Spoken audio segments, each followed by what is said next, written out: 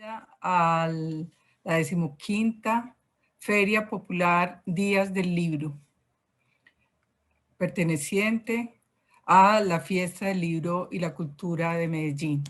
Este es un evento de la Alcaldía de Medellín y la Biblioteca Pública Piloto.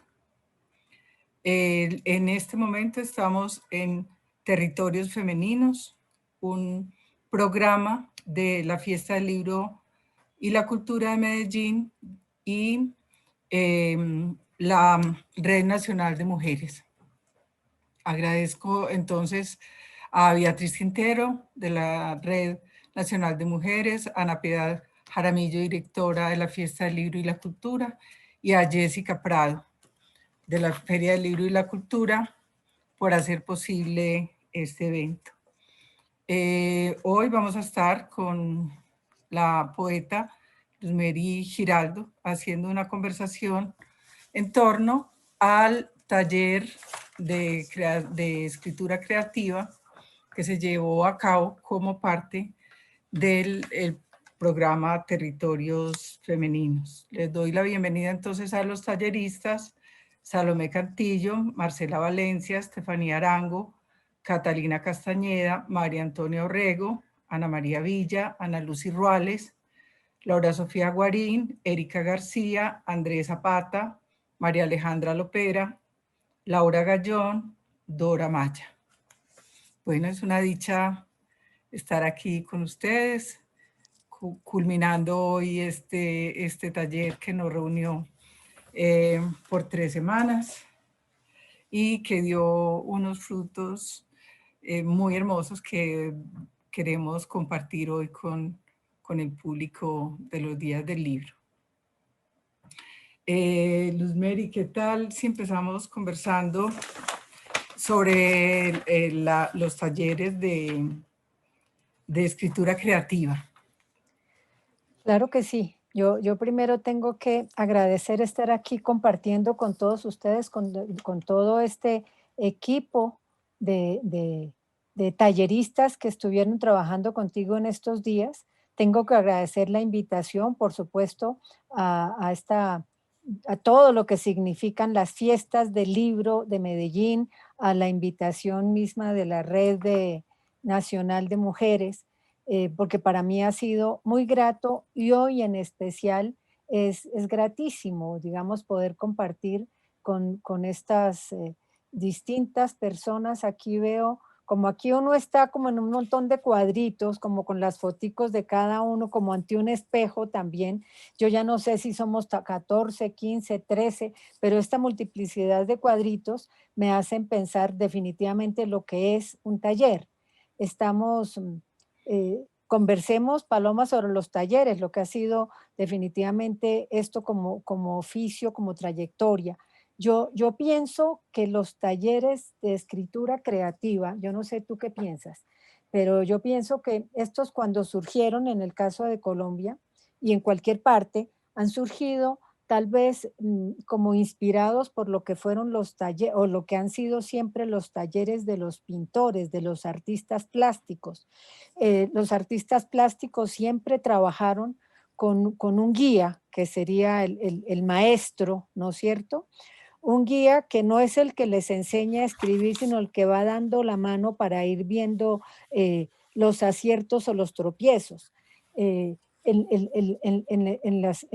los talleres de pintura o de escultura que uno recuerda en el mundo universitario o aún en las épocas desde la antigüedad clásica, en el Renacimiento, por ejemplo, eh, el maestro estaba en su taller con un modelo, ¿no es cierto?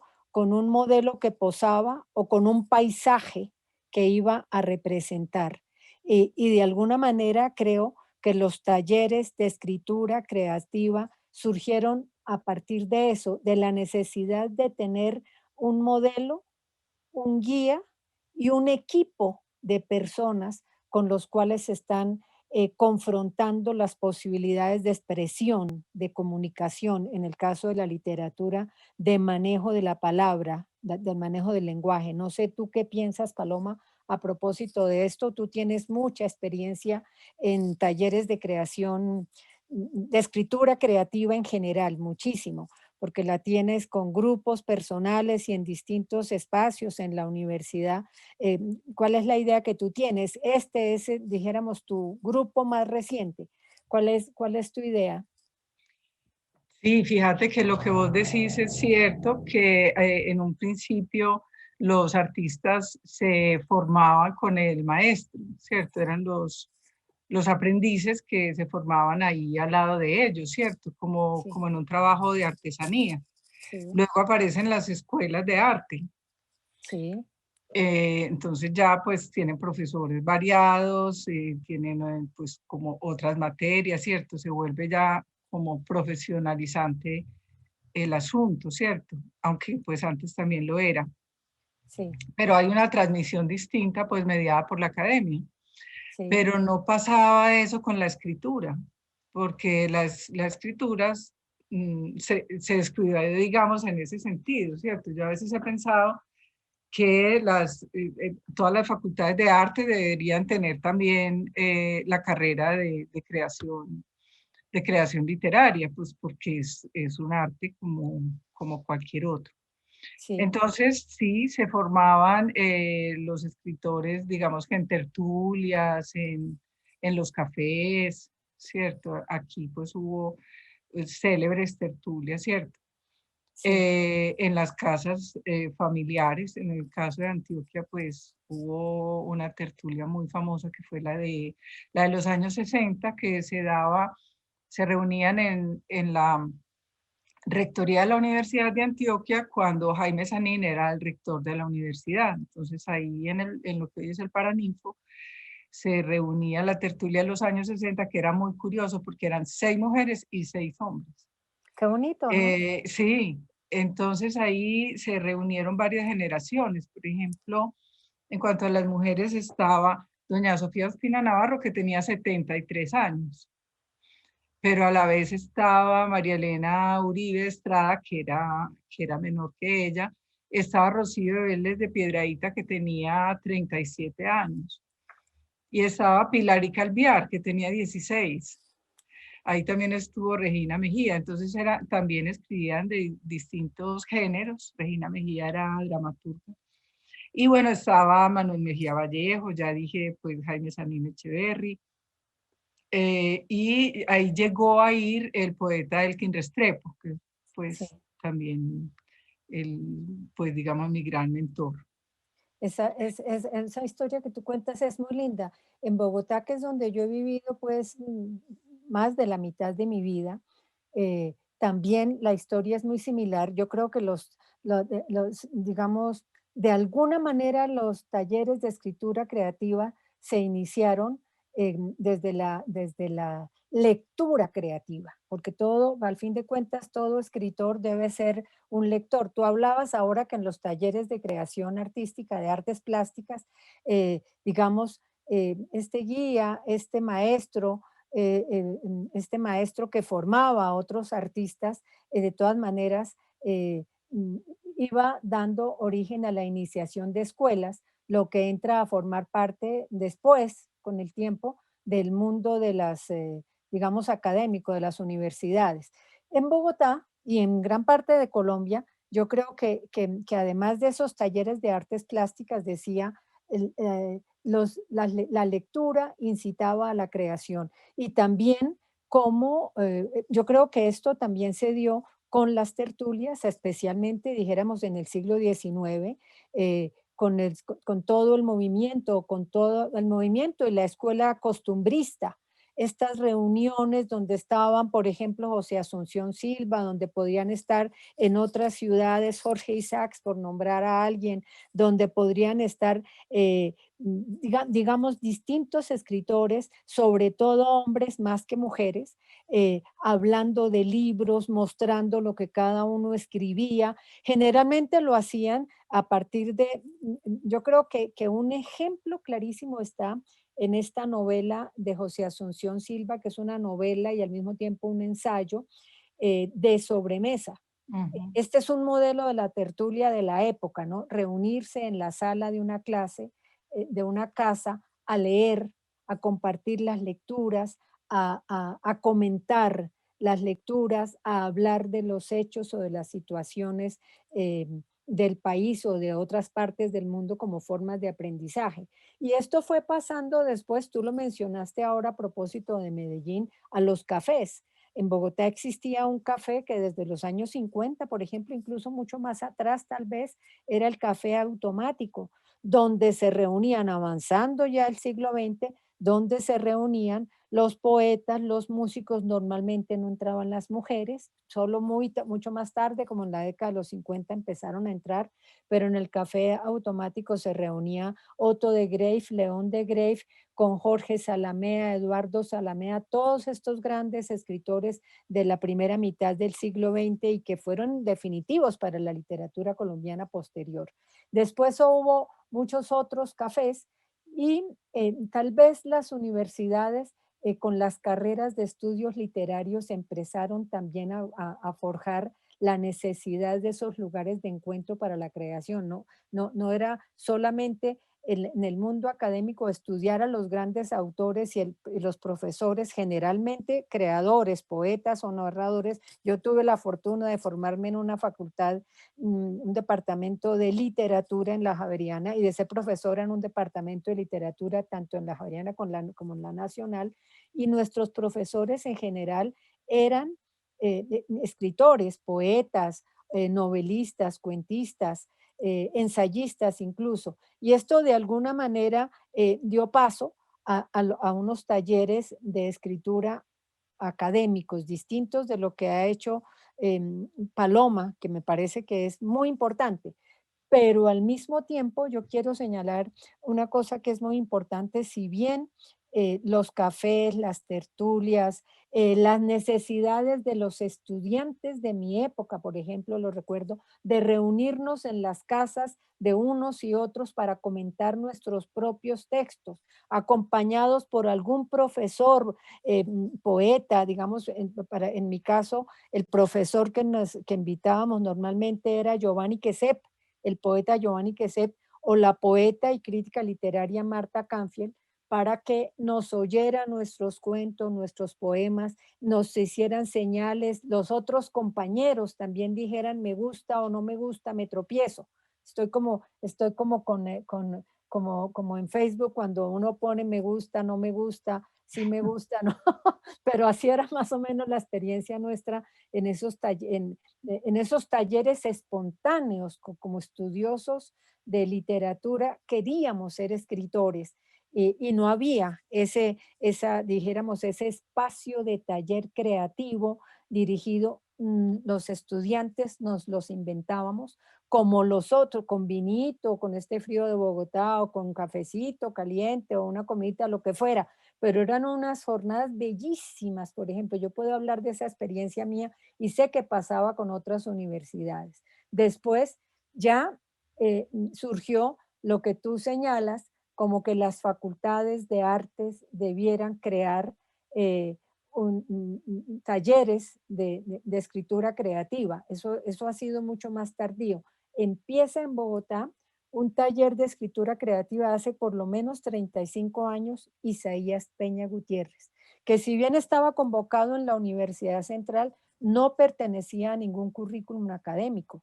Y ya era eso, iban eh, chicos que querían escribir y su profesor fundamental era Isaías y de allí han salido escritores muy destacados hoy, jóvenes muy destacados. Entre ellos está, por ejemplo, Jorge Franco, pasó por allá Mario Mendoza, Antonio Ungar, muchos otros que no recuerdo ahora, muchos hombres y mujeres.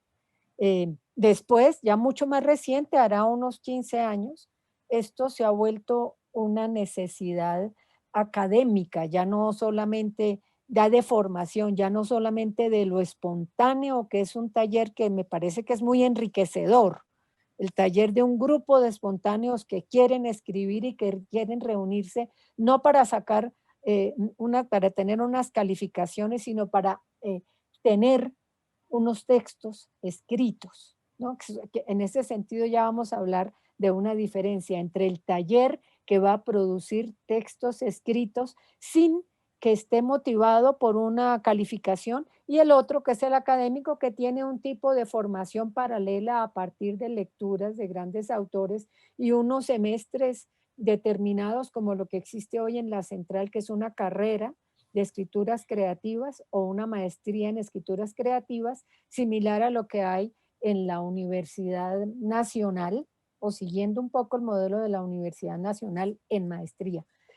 Entonces, son modalidades distintas. Esto que tú has promovido, y muchos en Medellín, muchas, que yo conozco y que a mí me parece fascinante, me parece que es una línea eh, mucho más natural, mucho más espontánea, mucho más, muy vívida y con un compromiso distinto. Yo no sé, muchachas y Andrés, qué piensan de esto que estoy diciendo, porque no sé qué tanta experiencia tienen ustedes, no solo con el taller de Paloma, sino con otros talleres, ¿no? Yo conozco talleres académicos que es en los que he trabajado, pero sé lo que ha logrado Paloma y otras amigas de Paloma con sus grupos.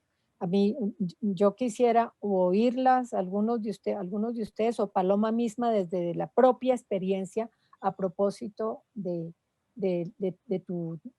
tipo de talleres que tú has manejado.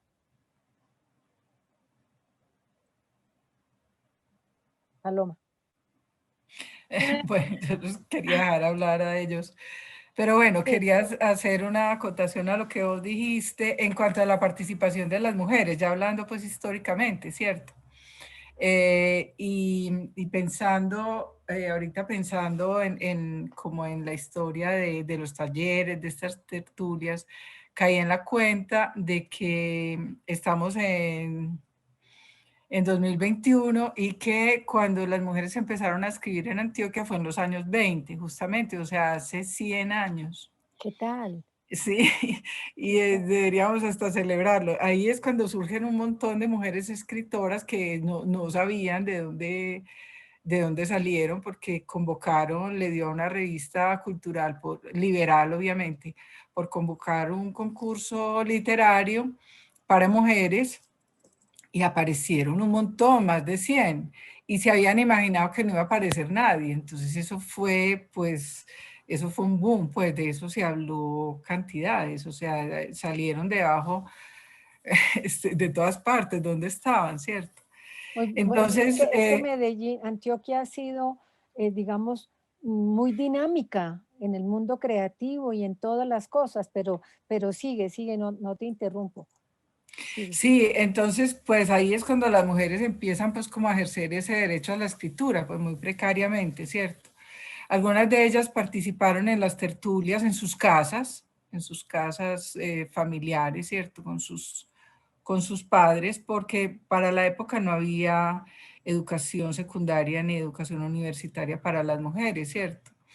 Y hay algunas oportunidades, pero siempre como en terrenos así familiares, ¿cierto? Las mujeres no podían ir a los bares ni a esas otras tertulias, ¿cierto? Entonces las mujeres eran más autodidactas, digamos, en ese sentido.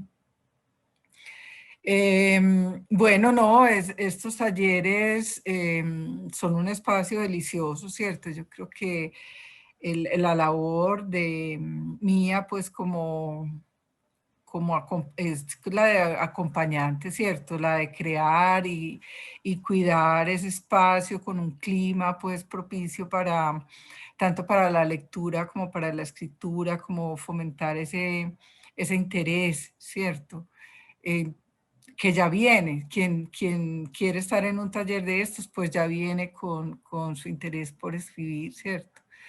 Y yo creo que la escritura pues nos ayuda a conocer el mundo, nos ayuda a conocer la lengua, a habitarla, a apropiárnosla, a hacerla más plástica, como la plastilina.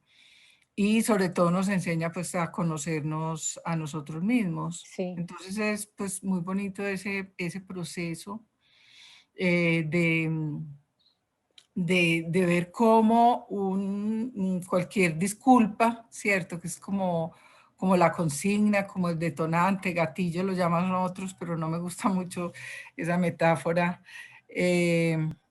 armamentística. Sí. Cualquier idea pues nos sirve para que aparezca eso que llaman inspiración, pero que es como un engancharse a una imagen, a algo que resuena dentro de nosotros y que nos lleva pues a escribir. Entonces es casi como un milagro ver cómo en una reunión nos proponemos escribir algo y luego a la semana siguiente ya aparecen los escritos sobre esa idea y siempre sorprendentes, siempre cada uno agarra el tema por donde uno menos se lo piensa, con una creatividad impresionante. Entonces, pues para mí es una dicha porque pues es como un juego, pues muy interesante y a la vez muy serio, ¿cierto? Porque mediante ese juego que implica poner la intimidad ahí, ¿cierto? Implica exponerse y en ese sentido hay mucha generosidad por parte de las personas que participan en el taller. Sí, bonito, eso me parece lindísimo. Em, sí, la escritura es una forma de conocimiento y eso a través del taller que sería a través del dominio del lenguaje, de las estructuras, eh, a través del conocimiento mismo, lo acabas de decir tú, de la lengua es valiosísimo. Em, Decías, digamos, esa experiencia tuya es bellísima. Yo la he tenido en otro sentido, pues en el sentido taller en el espacio académico en la maestría de escrituras creativas de la Nacional, pero sí es la fascinación de ver cómo un texto en bruto, dijéramos que aparece la primera vez, en la primera sesión, en el primer momento de la escritura, cómo se va tallando poquito a poco y la fascinación del escritor con ese texto que está construyendo y de uno como testigo, porque es que uno es un acompañante testigo, uno como compañero del taller, como guía, pongámoslo entre comillas, del taller, uno es un testigo de todo un proceso. Para uno la fascinación también es grande y ver también la dicha de cada uno de estos escritores con su verso, con su poema completo, con el hallazgo poético, con el hallazgo narrativo, con de pronto entregar un tema para todos y cada uno explorarlo de manera distinta para uno entender cuál es el estilo de cada uno y quién es cada uno, es una cosa muy viva, es una cosa tremendamente vital. Eso me hizo recordar incluso atando lo que tú decías hace un ratico sobre las mujeres que empiezan a escribir en Medellín o a manifestarse o a hacerse más públicas en Medellín desde los años 20.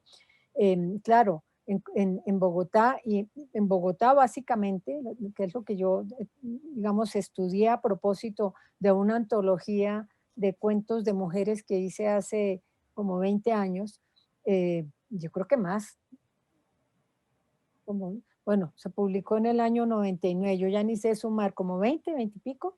En esta antología yo me doy cuenta de que si bien en la colonia las que escribían eran las monjitas y de pronto se rescata su escritura en los, digamos, en la contemporaneidad, en el siglo XIX, en el costumbrismo, cuando comentábamos antes que están los primeros talleres, si bien las mujeres asistían, no a esos talleres, sino a esas tertulias, asistían un poco como oyentes, como escucha, y de pronto como que los hombres le daban la posibilidad de hablar leyendo su poemita o su cuadro de costumbres primorosamente escrito. Sin embargo, no tenían casi voz porque les daban la palabra como una, venga, mijita, para que no moleste, como uno le da la guitarra al niño para que le toque la canción a la visita, ¿no es cierto? Como pasa en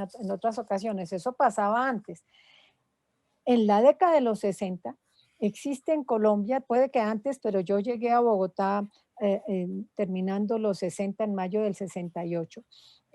Había un sitio que se llamaba El Cisne, era una pizzería Pizzería El Cisne, donde se encontraban los hippies, los nadaístas y algunas mujeres. Yo estaba muy jovencita, yo entraba, ya entraban las mujeres. Y allí yo me encontraba con Marta Traba, por ejemplo, desde el punto de vista de arte, con Fanny Buitrago desde el punto de vista de narrativa, cuento y novela, con los poetas nadaístas, antipoetas o lo que fuera, y ya eran como los jóvenes de la época y nosotros y nosotras que éramos las estudiantes que estábamos en este momento ávidos de oírlos. Esta era otra forma de tertulia y de taller, porque oyéndolos aprendíamos, ¿no? Que pienso que eso es también lo que pasa en todos los talleres y en los mismos que tú diriges. Oyendo uno contar el relato que uno escribió, el párrafo que otra escribió, el poema, el verso, uno también aprende, ve los mismos, digamos, ve los errores o ve los aciertos y aprende. Eso es hacer taller. Hacer taller es no solamente escribir y borrar, que eso es parte del taller, escriba, borre, tache, vuelva y escriba, vuelva, borre, vuelva y tache, sino es una lectura a lo escrito dirigida por el guía, comillas, pero también por los compañeros, por el equipo. El equipo que acompaña lo está también a uno ayudando a corregir, que eso es hermosísimo. Y eso también pasa en los talleres académicos, en los que necesitan poner nota. Es muy difícil por eso calificar. Eso también pasa, solo que las intenciones del uno son muy distintas a las intenciones más espontáneas de un equipo que siente que tiene cada uno, como les debe pasar a ustedes, la motivación de la escritura, el bichito de la escritura, esa intuición y la escritura como esa necesidad de ser uno mismo y al mismo tiempo, y allí cito una frase de un narrador que escribe siempre a partir de personajes femeninos, que se llama Rodrigo Parra Sandoval. Él dice, escribir es hacerse pasar por otro, ¿no? Es desdoblarse para ser otro, otro que soy yo, otro que está dentro de mí. Bueno, pero me interesa mucho seguir oyéndote, Paloma, porque yo me Bueno, voy desviando, yo me voy yo, desviando. bueno, yo creo que ya es hora de que oigamos pues a nuestras talleristas y Andrés. Quería solamente decir que, bueno, este taller hace parte del programa Territorios Femeninos, que pues por primera vez en la Feria del Libro tenemos, digamos, ese espacio para incentivar la lectura de las escritoras. Y tengo aquí una frase de Elena Ferrante, dice, los hombres que no leen nuestros libros nos niegan el don de la universalidad. Parece como si los libros y la escritura de las mujeres fuera solo para mujeres, ¿cierto? Aquí lo que queremos es mostrar que no. La literatura escrita por mujeres es, es la literatura universal. Es Y literatura, sí. pues, por supuesto que también queremos incentivar con este programa la escritura de las mujeres y como esta compañía entre hombres y mujeres, que esta vez solamente tenemos a Andrés, que fue una dicha porque Andrés tuvo la oportunidad de oír y dialogar con todas las demás talleristas sobre temas muy femeninos, entonces es una gran experiencia la que él tuvo con nosotros y bueno, y la que nosotras tuvimos con él.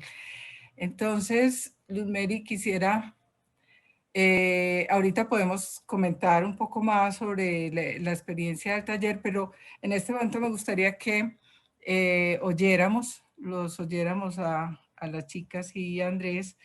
Eh, Uno de los ejercicios que hicimos en el taller fue un ejercicio que tiene que ver con un género antiguo, que es el género del acróstico. Entonces, a la vez que trabajamos este género poético, tan eh, que se remonta a un tiempo tan pasado, al siglo IV, este género poético del que hablo es el acróstico, que a la vez es un género gráfico, ¿cierto? Sí. Eh, hagamos una pequeña introducción para que empecemos a leer los acrósticos que se escribieron en el taller. ¿Quieres que hable yo un poco de lo que es el acróstico? Sí, sí, Sí, tenías ahí. digamos, hay varias definiciones de acróstico. Yo encontré en este libro hermoso que se llama El origen de las palabras alguna definición. Voy a ser muy rápida. Sí, Paloma ha dicho muy bien que es un género que se remonta a la antigüedad, al siglo IV, con Constantino el Grande. Es un género realmente, digamos, que se concentra en la poesía, aun cuando algunos dicen que también puede existir en textos en prosa, en breves cuentos. Yo la verdad, esos no los he estudiado. Se cultivó muchísimo en Italia y en Francia, y en el siglo XIII ya surge de manera clara en lengua castellana, pasando por los poetas provenzales, e incluso en Francia, no, digamos, pasa a los poetas provenzales, y en el código de las 7 partidas de Alfonso X, el Sabio,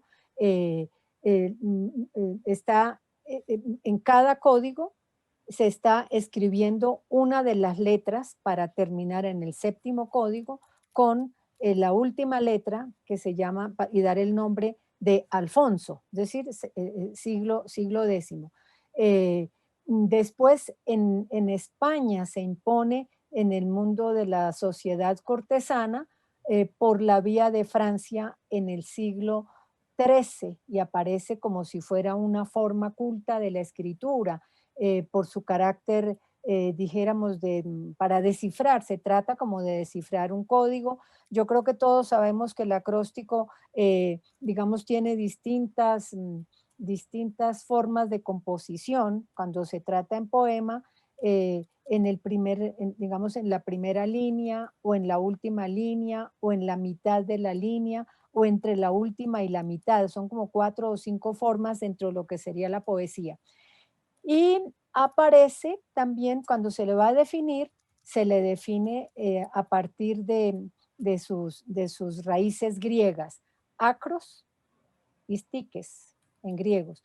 Acros, que significa la parte o el extremo, pudiéramos decir, o el extremo derecho o el extremo izquierdo del verso, que sería lo corriente, o la parte más elevada, y explican en este libro El origen de las palabras que acros está presente en palabras como Acrópolis, que es la parte más alta de la ciudad, o en palabras como acróbata, que es el personaje que camina en puntas de pies y se eleva.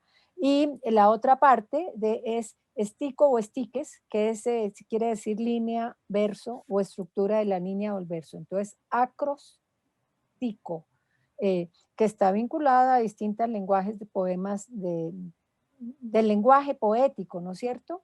Que habla de fisuras. Pero ¿qué hay en últimas en un acróstico? Un acróstico es una suerte de, digámoslo, de acrobacia del lenguaje, un juego de palabras, un juego verbal, un juego poético, un pasatiempo verbal. En verso o en prosa, decíamos, se juega normalmente de manera vertical o haciendo figuras. Alguna de ustedes hace una figura, digamos, como elíptica. ¿Cómo se llamará esta? Elíptica, no sé, Mm, ovalada, ovalada, sí. oval, sí. eh, eh, mm, es ese juego. Se trata de incitar, dijéramos, al lector, por ejemplo, a encontrar la palabra o una frase oculta. Es una clave, es una clave. Y eso es lo que lo ha hecho también muy interesante, y por eso se le consideró un artificio poético en el mundo del barroco. Ese eh, el artificio como juego, como ingenio, como que llega incluso a ser pasatiempo verbal, de tal manera que incluso se habla hoy, se asocia, por ejemplo, con lo que fuera el jugar al crucigrama, es descifrar a partir de unas claves que dan, descifrar el lugar de una palabra y de unas letras para formar una palabra, o o jugar en Sudoku. Hoy por hoy se le asocia un poco a esto, pero el acróstico tiene que ver con esto, ¿no? Y tiene que ver con todos los temas. Se usaron mucho en las sociedades cortesanas y en el romanticismo, dentro del, como para aprovecharlos con la escritura del nombre respectivo del amado o de la amada. Digamos que esto es algo de lo que se puede mencionar. Algunos han dicho que, no, algunos no, nos recuerdan que uno de los acrósticos más importantes en lengua castellana está en la Celestina, cuando su autor, Fernando de Rojas, en el prólogo, eh, él se llamaba el bachiller Fernando de Rojas, se autodefine en el prólogo, creando el acróstico de su propia condición como bachiller. Son, digamos, como bachiller, pero es larguísimo, diciendo el bachiller Fernando de Rojas acabó la comedia de Calixto y Melibea y fue nacido en el pueblo de Montalbán. Todo ese larguero está en la escritura del acróstico, cuando él escribe el prólogo para dar inicio, curiosamente, a su obra tan importante con la que se va cerrando el medioevo. Esto es, en breves palabras, lo que sería el acróstico, su historia, que fue muy, muy socorrido el acróstico también, no solo en la época del romanticismo, sino en el cancionero español del siglo XVI. Entonces, yo creo que ahora lo importante, Paloma, es oír a tus talleristas, oírlos leyendo sus acrósticos. Claro que sí. Y mira cómo ese género que tiene tanta historia como contaste y tanto sentido, nos sirvió como adentrarnos en esos territorios femeninos, nos sirvió como camino para Sí. llegar allá. Bueno, entonces le pido el favor a nuestro asistente técnico que nos ayude a proyectar los acrósticos.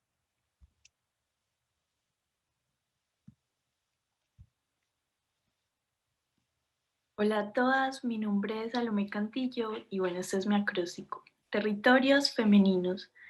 Todo lo he sido por ti, misteriosa genealogía de Eva.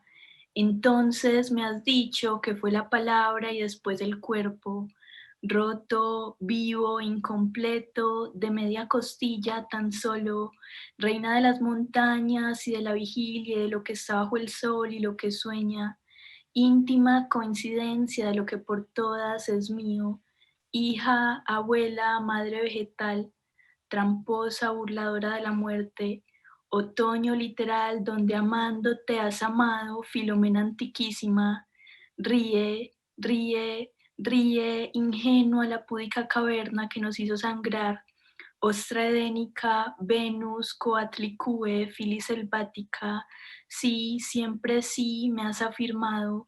Furiosa se levanta contra ti el mundo, elegante geografía dispersa de las amortajadas. Mientras seas tú quien eres, seremos. Eso lo sabes, princesa de los ojos hinchados, niña de los caminos, amante descalza, fugitiva, sin sandalias, incinerado rostro del tiempo en que me he perdido. No serviré, no serviré, no serviré más que al mayorazgo de tu inicio universal, oculta, enamorada, culpable por siglos, sálvame. Hermosísimo.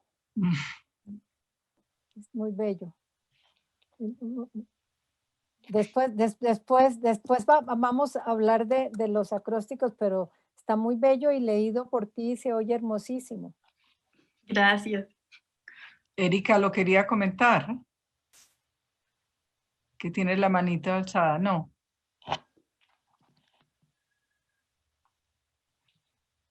Bien, seguimos.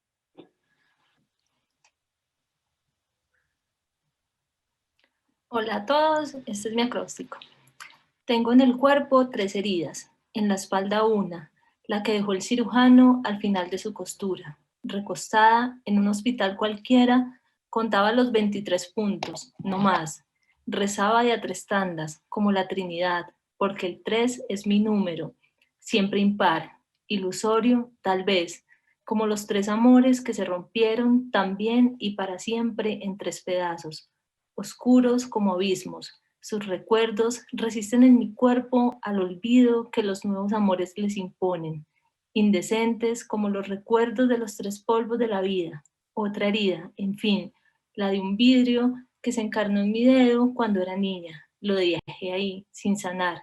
Lo tapé con cinta para que mamá no lo viera. Fermentada mi piel, roja de la infección, tal era mi sentido de pertenencia con un trozo de cristal.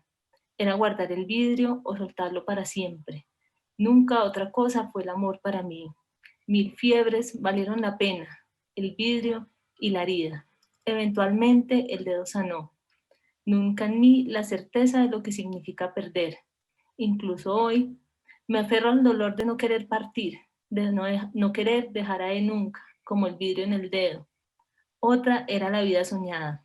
Si no, ¿qué sería de mí sin esta tercera herida que es la literatura? Qué bien, qué bien.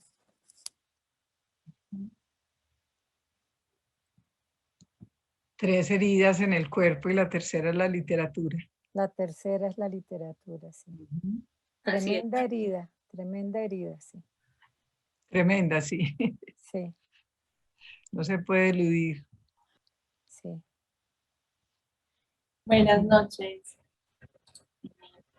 Tiempo de enriquecer cada sentido, resignificar y percibir en clave femenina, repensar las formas de concebirnos, interpretar la dualidad en cada escrito que nos ofrece un territorio de ficción, para observar lo que habitamos de forma natural y rescatar la intuición en el andar, opuesto a las etiquetas que se pueden formar, fomentar el poder singular de mantener el equilibrio más allá de lo aprendido, sin necesitar definiciones para polarizar o roles, solo para intensificar lo que conforma nuestro pensar, ocuparnos de lo que podemos suscitar.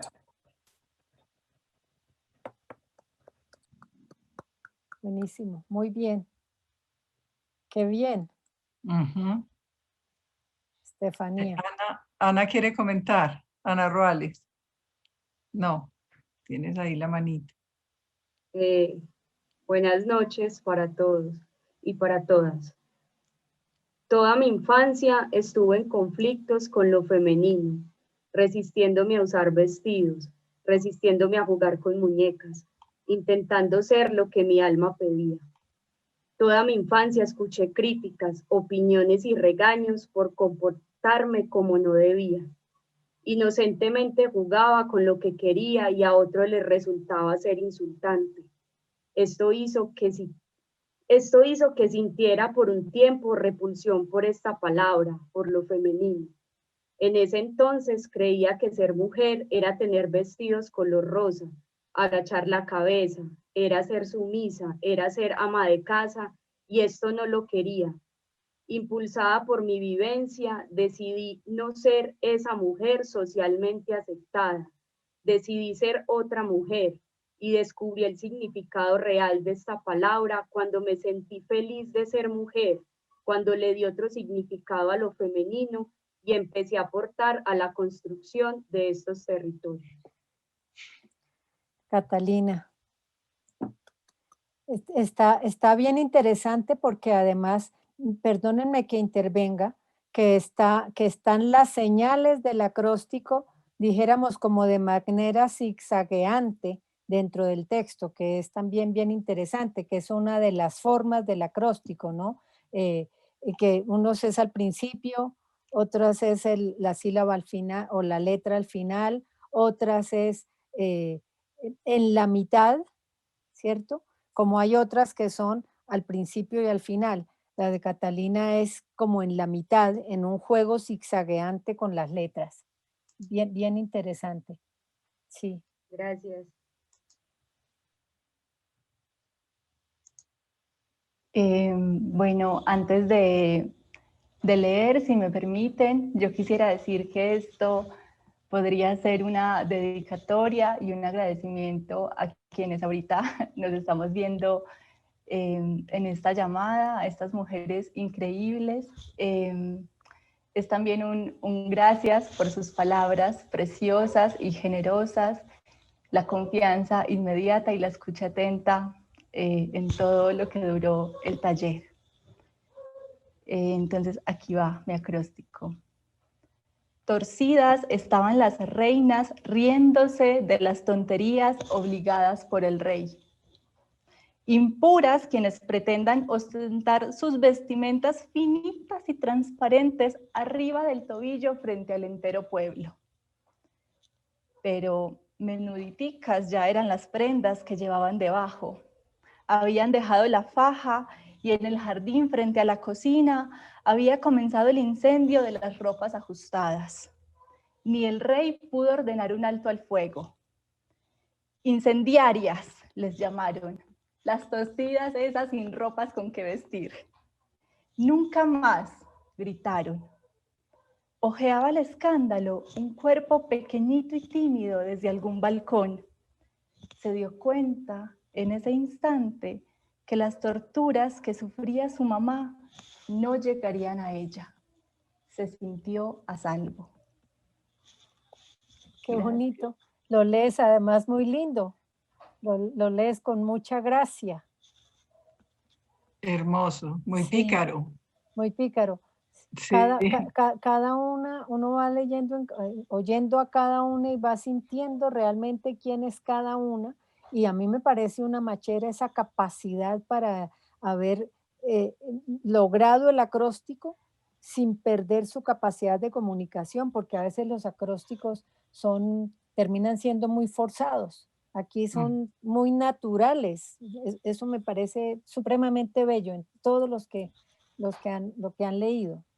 Y así son los que siguen, porque yo ya me los conozco. Muchas gracias, María Antonia, por la dedicatoria.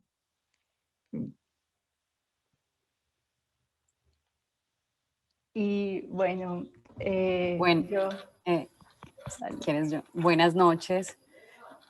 Este es el acróstico que hice y tiene una forma particular porque quería representar la tierra como ese gran útero que nos contiene. Lo vamos a leer entonces en la voz de María Antonia.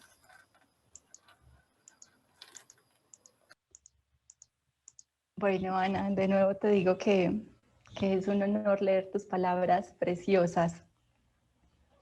Suena el fagot, fuerte, grave.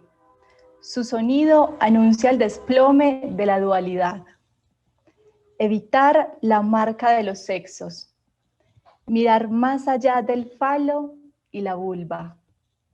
Replantear la mirada. Es la creación, la gestación de ideas. Es parir imágenes. Darle vida a las letras, a las notas musicales. Inventar, plantar, educar, formar. Convertir la mente, el cerebro en un gran útero, matriz, órgano cíclico, renovador. La tierra, el universo interno y externo. Esos son nuestros territorios. Qué bueno, qué bueno. Además, dibujado como un epigrama, ¿no? Sí. Llega a ser epigramático, por supuesto. Que dicen que leía, pero eso no lo pude estudiar, leía que muchos, que el acróstico dio paso posteriormente al epigrama justamente por esa posibilidad del dibujo. Eso está bien, ¿no? Es interesante. Muy chévere, Ana María. Muy bello. Tiene mucho sentido todo. Muchas gracias. Además del contenido, de lo conceptual y lo visual, ¿no? Las dos cosas ligadas.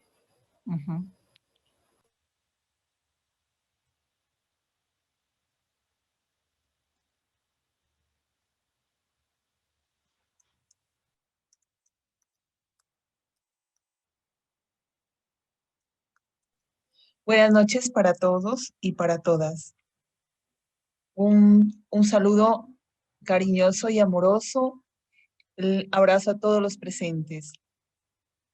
El acróstico que hice es el siguiente. Tantas mujeres transitan por la tierra. Todas llevan con ellas historias difíciles, cuentos terribles que referir. Comparten el miedo, la impotencia y el silencio que les ha impuesto este mundo de hombres por siglos. También. También. Ana. Sí. También tiene una forma. También tiene Ana. una forma. ¿Podrías hablarnos un poquitico de la forma, Ana? La forma que le diste a tu acróstico, que a la vez es como un epigrama. Sí. Sí, traté de hacerlo como que un poquito como amorfo. Creo que habíamos hablado un poco de la diversidad de las mujeres, de lo diferentes que somos. Y por esta razón quería que quede como que no tenga una forma, una geometría definida. Por eso traté como que quedara como desorganizado. Uh-huh. Muchas gracias, Ana. Digamos, el acróstico atraviesa completamente, que es interesante, pero, o el acróstico, no, el mensaje, pero el poema está en esa disposición visual también, que alcanza a notar la diversidad, lo diverso. Lo diverso es corrido a la derecha, corrido a la izquierda, centrado. Entonces hay un movimiento que lo hace muy interesante también. En la estructura, sí. Un movimiento y un eje. Y un eje, claro, sí. Sí, parece como estos juguetes que se van moviendo. Sí, que van dando la vuelta. se llaman, sí, sí. Sí. Bien, pues hermosos todos, muchísimas gracias. Ahora vamos a leer otros géneros, ahí ya nos salimos de los géneros, ya nos vamos para la hibridez contemporánea y vamos hacia unos fragmentos de algunos textos que se escribieron. Estuvieron motivados por varios ejercicios. Uno de ellos tuvo que ver con dos fotos que miramos. Una era la de alguien que cuestionaba el hecho de nuestro nombre, ¿cierto? Territorios femeninos, y el nombre de la última charla que tuvo Luz Mary con Andrea Echeverry, donde se decía que subversiva, femenina y subversiva. Y alguien cuestionó si esto no era un contrasentido, que a más feminidad, más sujeción. Entonces, ¿cómo así que femenina y subversiva? Entonces, esto nos sirvió de motivo pues para escribir. Y la otra foto que nos sirvió también de motivo son unas vallas que pusieron en Medellín, ya las quitaron, mujeres deportistas que decía que eran mujeres poderosas, mujeres que lo podían todo, que no se arrugaban frente a nada. Entonces, en esta exploración de lo que es lo femenino, qué es lo femenino, que no hay una respuesta, pero que podemos intentarlas todas, nos cuestionamos este asunto del poder. Entonces, a estas motivaciones, entonces obedecen los textos que vamos a leer a continuación. Entonces invito a Laura Sofía Guarín para que nos lea su texto. Listo, buenas noches. Un abrazo para todas. Y como dijo Paloma, el párrafo mío yo creo que hace un buen abrebocas del resto que van a leer mis compañeras más adelante. Entonces, bueno, aquí voy. Mujeres poderosas. Me gustaría comenzar por preguntar qué significa ese término. Encuentro a una mujer poderosa como aquella que es dueña de sí misma. Se conoce, reconoce sus capacidades, sus debilidades y su forma de ser. Aquella que es auténtica y actúa siempre siendo fiel a sí misma. El autoconocimiento es un pilar fundamental cuando se tratan temas de identidad. Nuestro mayor problema, haber dejado durante tanto tiempo que las demás personas tomaran esa función de definir nuestra identidad. Muy bien. Dejar que los demás definan.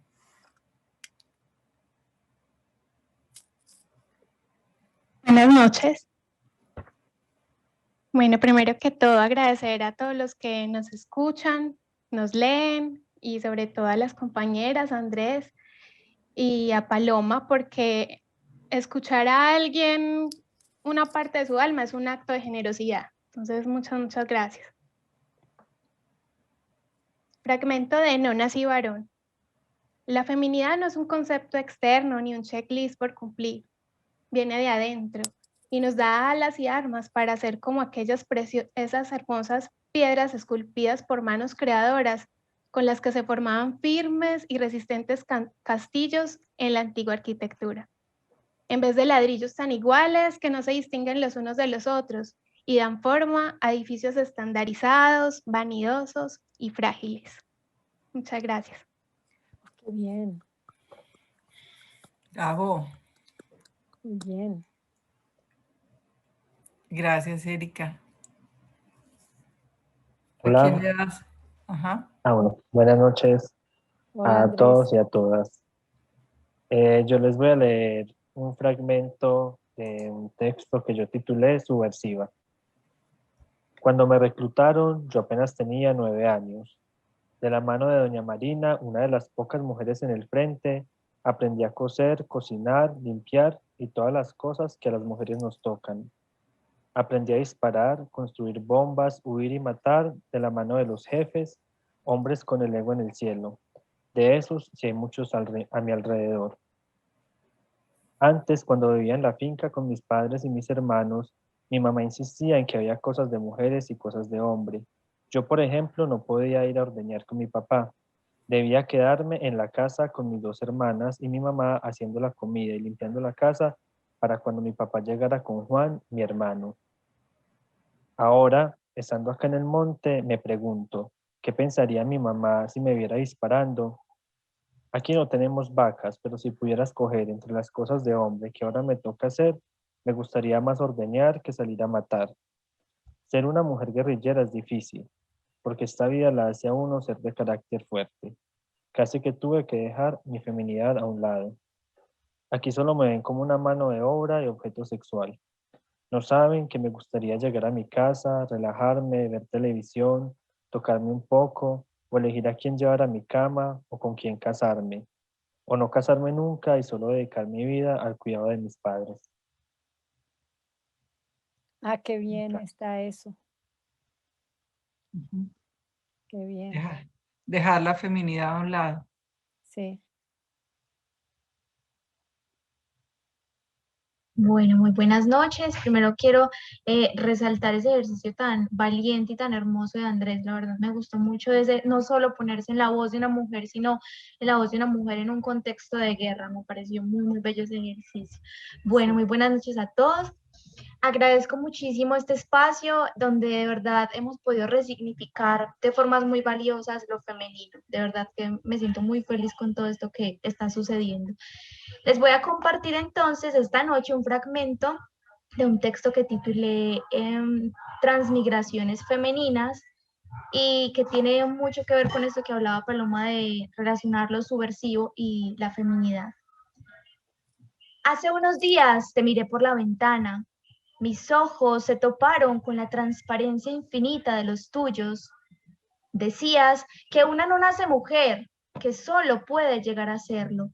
Retabas el discurso tosco de los hombres y estabas enamorada de la revolución femenina. Luego ya no eras tú, eras otra de rostro provincial. Tenías colores tatuados en el alma y vestías de pantalón en un prejuicioso e incomprensivo siglo pasado. Me susurraste al oído maternidades platónicas que se derraman en un lienzo y se aferran al corazón. Hoy te recuerdo lejana como esa que, femenina y enaltecida de ingenio, se alzó entre las cumbres de la vanguardia revelándonos a las mujeres que debíamos escribir eso que por siglos nos fue negado. Hoy me miro en el espejo y me percibo a través de ti, de tu característica lujuria, de la benevolencia paradójica que habita tu ser indómito. Miro mis caderas prominentes y comprendo la fortaleza en el cuerpo que lucha, que sobrevive a la vida misma. Hoy la feminidad me sabe a caminos andados, a rostros limpios, a rostros inventados, a gritos de vientre resonantes en la cavidad divina de un útero. Gracias. Qué bien. Es una afirmación del yo y de la mujer, de la condición. Qué bueno. Qué bien. Estoy Gracias, María Alejandra. contentísima. Estoy contentísima en esto. Me parece hermosísimo lo que han hecho todas. Todas. Y Andrés. Ujú. Bueno, buenas noches para todas. Muchas gracias por estar acá. Este es un fragmento de un texto que escribí en el taller que titulé Poderosas, precisamente como nombraban a las mujeres deportistas en las vallas que Paloma mencionó ahorita. Dice, nos dicen que podemos con todo como si eso fuera un logro, un acontecimiento merecedor de reconocimiento. Pero lo que quieren decir es que ustedes deben ocuparse de la grandeza, mientras nosotras nos tiramos al piso para despercudirlo y luego nos paramos a tratar de ser como ustedes. Poderosas el día en que a ninguna le digan que tiene maestría en labores domésticas, el día en que se callen, se ensucien y crean que yo también puedo hacer el trabajo que ustedes hacen de manera virtuosa. Muchas gracias. Muy bien. Muy bien. Muy bien está.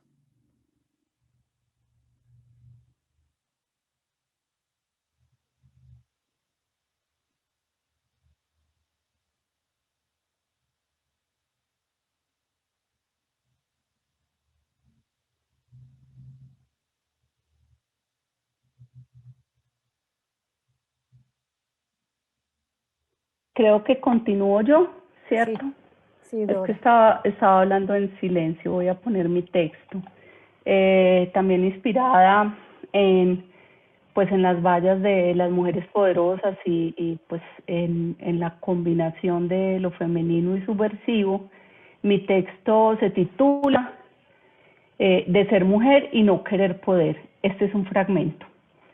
Lo mismo me pasó cuando bajaba la leche por mis pequeñas y generosas tetas, que fueron muy superiores a las expectativas alimenticias que yo les había depositado.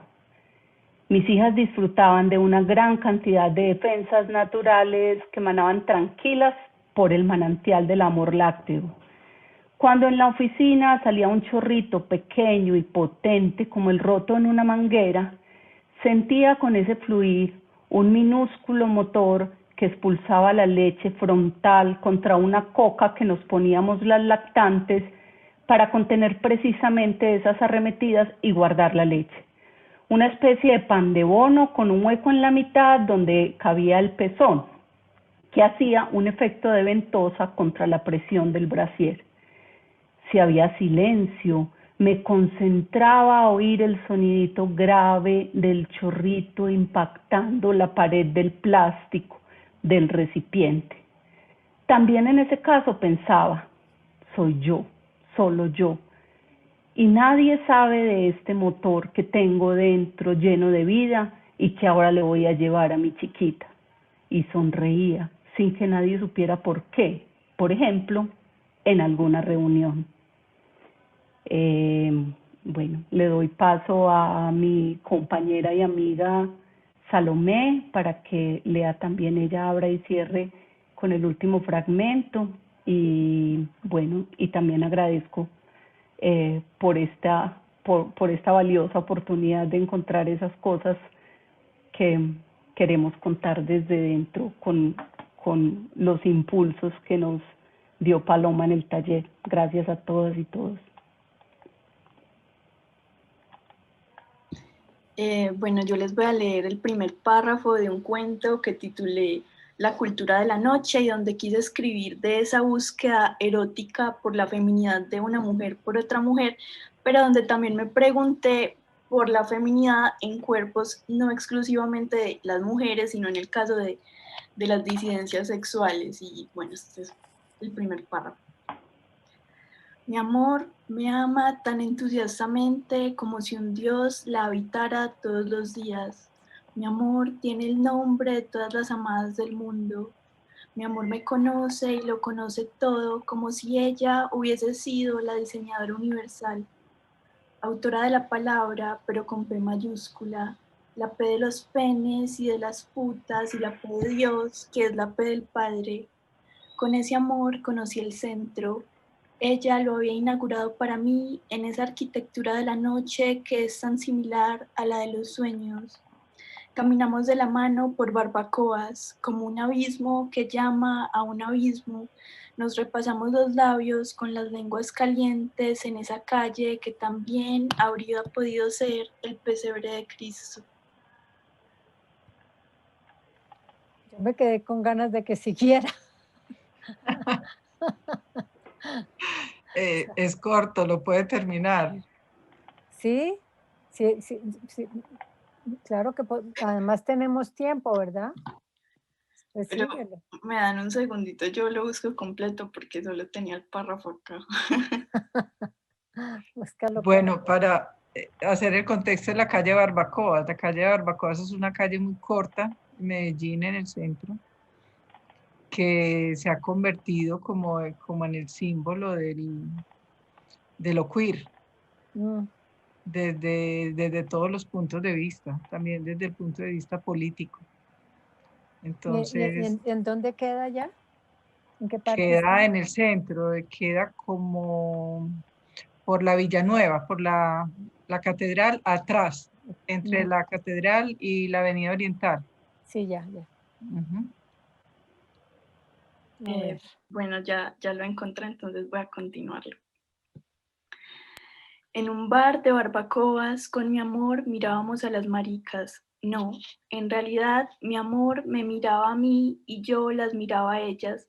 Comprobaba con mis ojos grandes sus párpados caídos, pensaba en el peso de sus tetas plásticas que exhibían sin pudor mientras mi amor me dibujaba discretamente los pezones.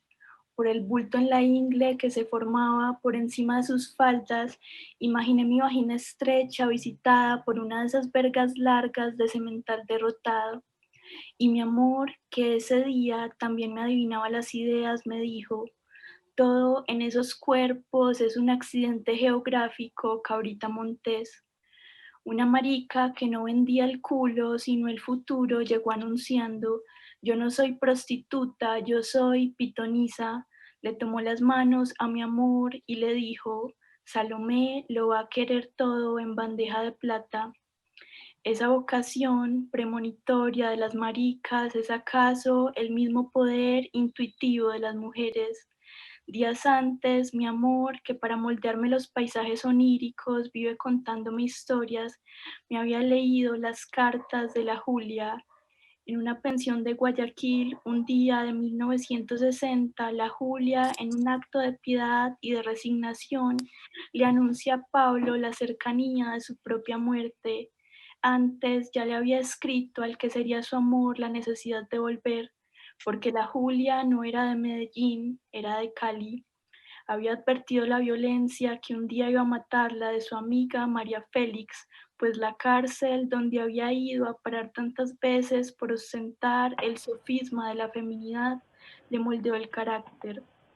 La Julia murió joven y no adoptó en su pluma agonizante la poética paisa del hijo de puta.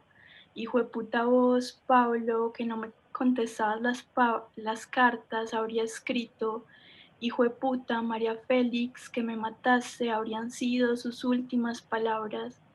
En una pensión en Guayaquil, un día de 1960, la Julia escribe en la prosa de la que lo perdona todo: el otro día una mariposa negra se reposó sobre mi mano izquierda.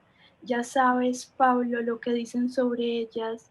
Yo la dejé, no me asusté, no le temo a la muerte, la espero paciente. Era grande, tenía ojos en las alas, medio aleteaba, medio se movía, casi estática en mi mano, y más estática todavía estaba yo contemplándola. Luego de un rato salió volando. Yo creo que se fue a pasar sobre la mano izquierda de Guayaquil y fue a decirle que así como yo moriría pronto.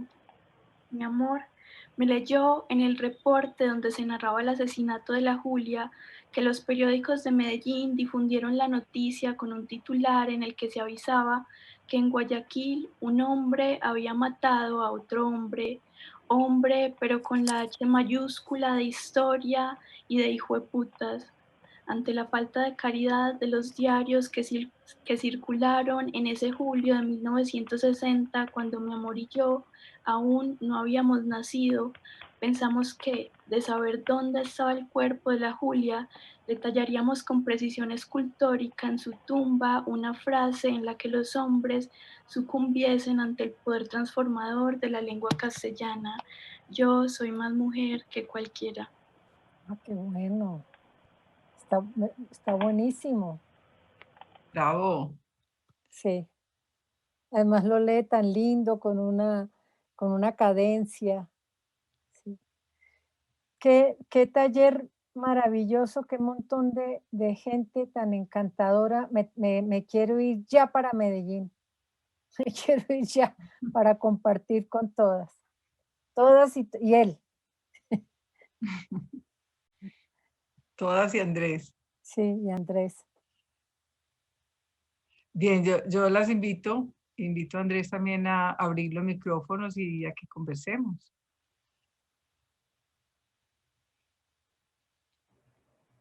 Hola. Pues a mí me llamó mucho y me gustó mucho de este taller, en especial la experiencia grupal, la experiencia de ese elemento de la conversación. Yo creo que nosotros, pues en el caso de los que estudiamos humanidades, siempre estamos muy en el elemento individual. Nosotros siempre estudiamos, leemos, analizamos, pero ese elemento de la conversación siento que nos da y nos nutre de una forma, este elemento creativo es magnífico, es magnífico. A partir de las conversaciones que tuvimos estos días con todas unas compañeras, logramos rescatar muchos elementos pues de lo femenino, de cómo cada uno enfrenta lo femenino en un rango bastante amplio. Entonces yo creo que ese es un elemento que se va a quedar con nosotras y cada una de las que vivió el taller, Andrés también obviamente, ese elemento de la conversación y de lo que se enriquece la experiencia creativa a partir de eso. Sí. Yo también quería rescatar, como a partir de lo que conversaban ahorita Luz y Paloma, sobre los talleres, que este taller fue abierto a todo el mundo y aquí habemos muchas personas que no somos precisamente pues estudiosas de la literatura, que somos de otras profesiones. Y pues eso fue bien bonito porque también pues nos abrieron el espacio y con seguridad que todas aprendimos un montón de cosas de ustedes, entonces eso también fue bien valioso, que no fuera como cerrado o exclusivo, sino un taller abierto a todas para hablar sobre la feminidad y lo femenino. Sí.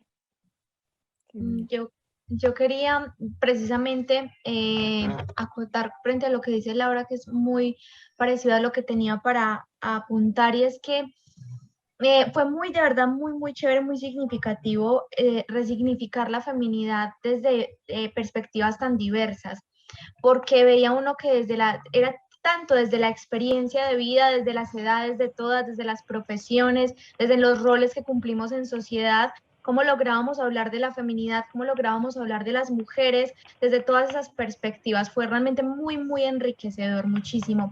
Y también fue muy importante en este espacio el hecho de que, si bien la forma de los textos era muy importante, porque Paloma de verdad aportó muchísimo a esa forma, a ese revisarnos desde nuestros ejercicios de escritura, desde un principio ya dijo que lo más importante era cómo expresábamos aquello que queríamos decir. Y de verdad que eso atravesó todo este taller porque eso fue muy importante, esas reflexiones tan profundas que surgieron fueron a raíz como de esa premisa de Paloma de que lo más importante va a ser la expresión. ¿Cómo vamos a decir eso que queremos decir? Fue muy bonito. Yo quiero también resaltar algo y es que cuando uno lee los textos de las compañeras, no solamente lee las palabras, lee también la persona que las escribió. Hay una lectura detrás de esas letras, entonces uno se acerca también como a la persona y logra conocer pedacitos de cada una, que fue supremamente hermoso y valioso. Para mí el taller tuvo también como una parte terapéutica, como sacar cosas que uno de pronto tenía escondiditas y que no logra expresar con la palabra hablada y que sí salen con la palabra escrita. Entonces, muchas gracias por este espacio. Yo quiero decir que, pues, para mí fue un ejercicio muy, muy valioso, como dicen las compañeras. Bueno, lo primero es que fui muy feliz. Y como dijo, creo que fue María Antonia, la confianza y el entorno que se generó con las compañeras fue algo demasiado hermoso. Y para mí fue una experiencia totalmente nueva. Si bien he escrito desde muy pequeña, nunca había hecho como el ejercicio que mencionaban al inicio de compartir y de que otras personas leyeran mis escritos o yo también leer los escritos de alguien más. Entonces fue algo que por un lado desde mi profesión no se da. Entonces también me uno a lo que decía Laura ahorita, que eso fue lo valioso porque tuvimos mucha diversidad de profesiones y fue muy enriquecedor, fue muy bonito y que con ganas, pues antes se me quedó cortico y aprendí muchísimo y también valoro, también me uno a lo que valoraba Ana y María Alejandra de la libertad que nos dio Paloma, que fue tanta la libertad que hasta fue un poquito abrumadora, pero, pero gracias a esa libertad todas pudimos encontrar la mejor manera de expresión y se produjeron textos demasiado variados. Muchas gracias. Yo también quiero agradecer pues, a todas por este espacio. Encontré que hay mucho talento, no sé, encontré mucho talento en cada una y en Andrés. Yo no soy escritora ni experta pues para escribir, pero sí fue algo como muy enriquecedor para mí y quería como agradecerles.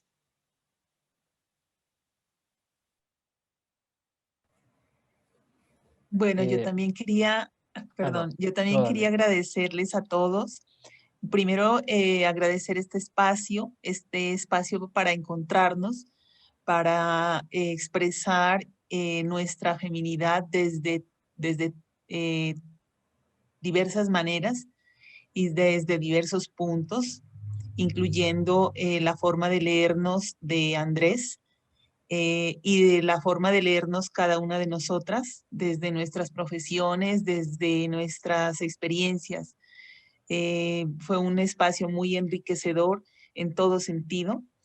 Agradezco este espacio y agradezco también a todos los que y a todas las que estuvimos en el desarrollo del taller, porque cada sesión fue un aprendizaje muy valioso para mí. Muchísimas gracias. Yo también les quería pues agradecer por la experiencia del taller, fue demasiado enriquecedor para mí y pues como ya lo hemos comentado, al ser el único hombre, fue como muy un reto pues como tomar la voz de las mujeres no, y lograrlo me pone muy feliz porque no quería en ningún momento de pronto que se sintieran irrespetadas o que pensaran como que los manes tan canzones pues que se creen dueños de la verdad de todo. Entonces me alegra que haya logrado bien lo del taller, muy enriquecedor, por ejemplo, de Ana María Villa con una experiencia, con un momentico en el taller que hubo sobre un comentario que hice, una anécdota pequeña, eso es que me marcó mucho, porque yo comenté como que me parecía injusto pues que la mujer cargara, lo connotaba pues como algo de pronto malo con el embarazo, con la menstruación, con la menopausia, y Ana me hizo ver que no siempre es malo, que la mujer también disfruta de esto, que eso también hace parte de su feminidad. Este hecho de lactar y todo eso es muy bonito, y Ana, gracias por hacerme ver eso, y eso me abrió como mucho el panorama y me marcó bastante. Fue uno de los momentos que más voy a recordar de este taller. Muchas gracias a todas. Qué lindo, Andrés. Yo creo que sí, que de todo este taller salen experiencias muy bonitas y aprendizajes muy significativos. Para mí uno de ellos ha sido que a nosotros como mujeres nos han caracterizado siempre como desde la carencia, desde lo que nos falta para compararnos con el opuesto en teoría.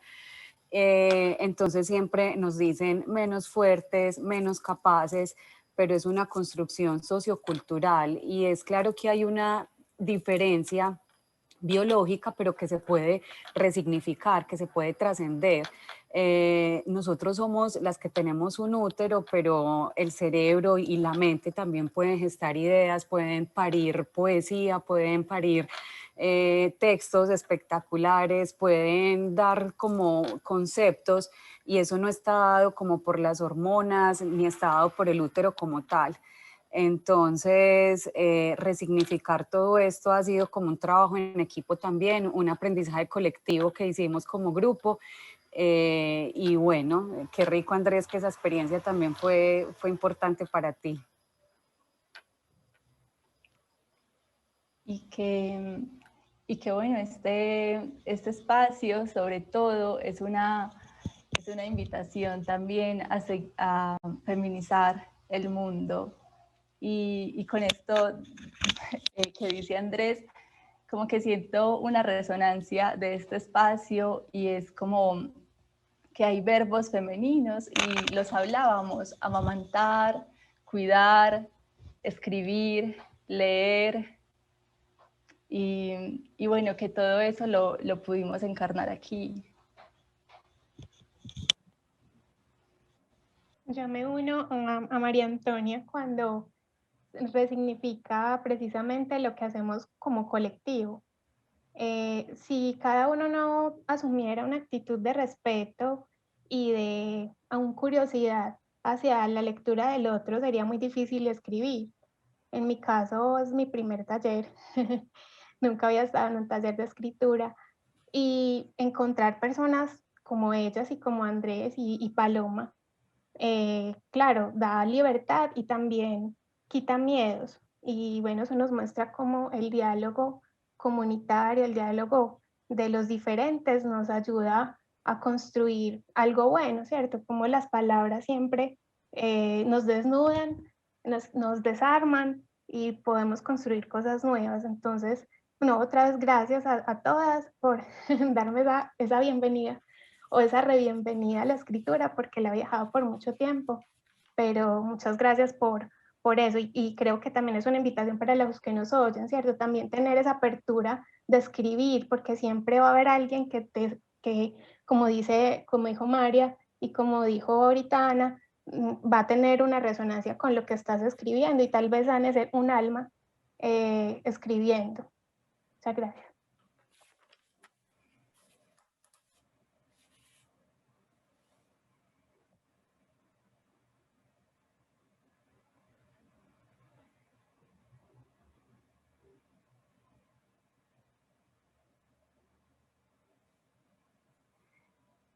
Bien,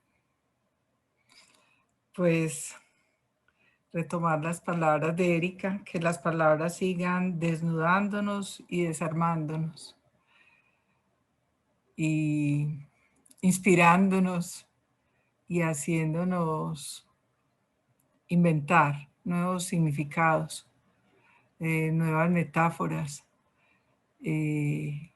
nosotros mismos, ser otros de distintas formas, de a mucho, y a veces y de a poquito otras veces. Que la creación nos siga acompañando y que la palabra nos siga siendo un acicate para pensar y para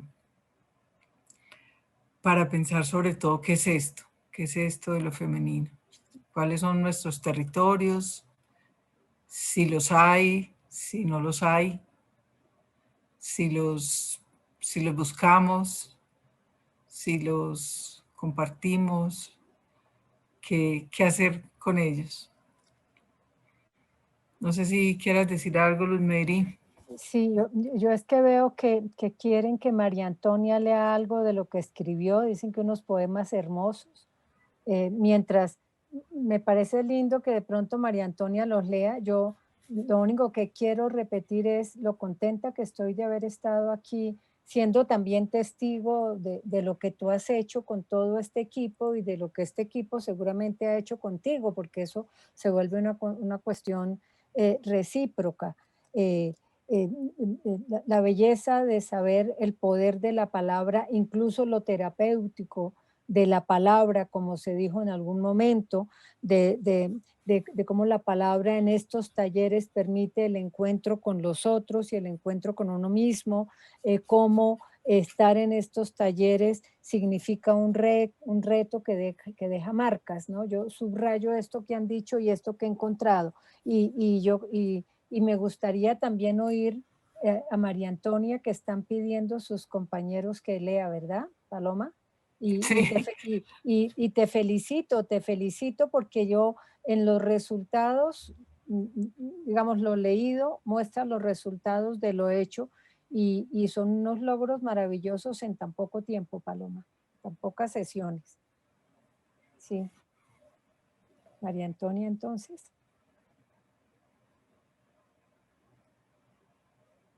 Sí, bueno, gracias por permitirme leerlos. Orientaciones. A mi codo derecho, un camino de piedras. A mi espalda, el rugido de la selva entera. A mi dedo meñique, una hormiga intentando escalar el pie. A mi oreja izquierda, una monarca. Entre mis rodillas, un jardín de hojas secas. En mi nuca, el sol ardiente. A mi tobillo derecho, descansa un pequeño insecto. En mis ojos, solo para mí, el mar.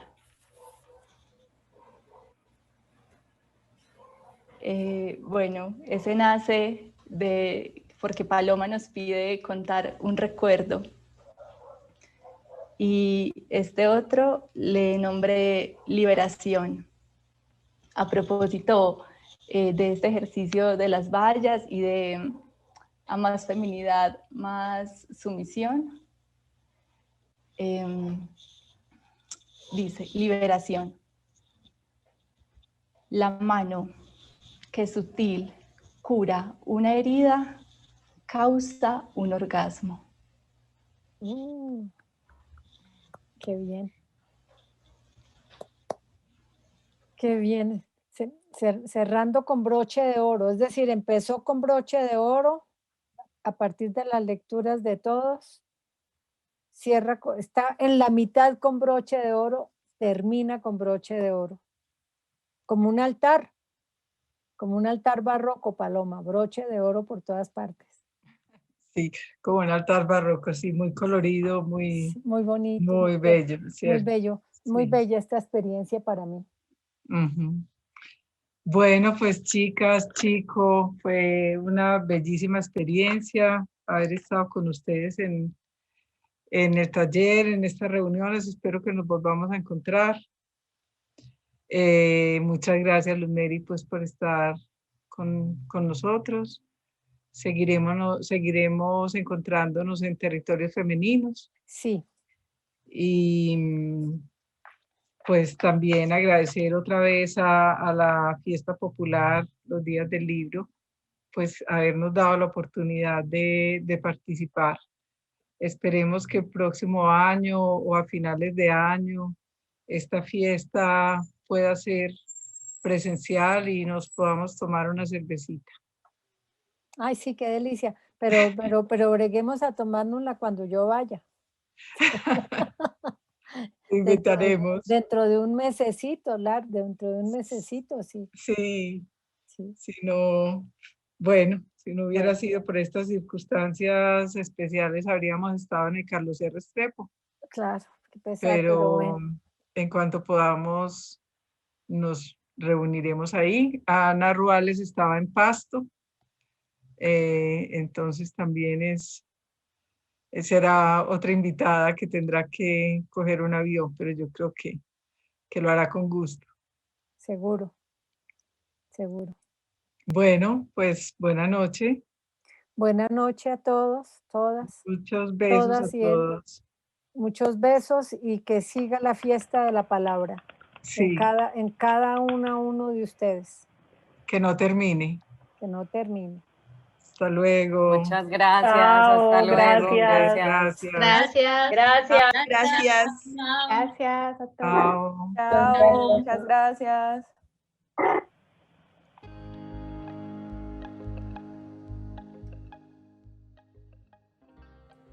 Hola, somos El Arte de Leer, una librería online ubicada en Medellín.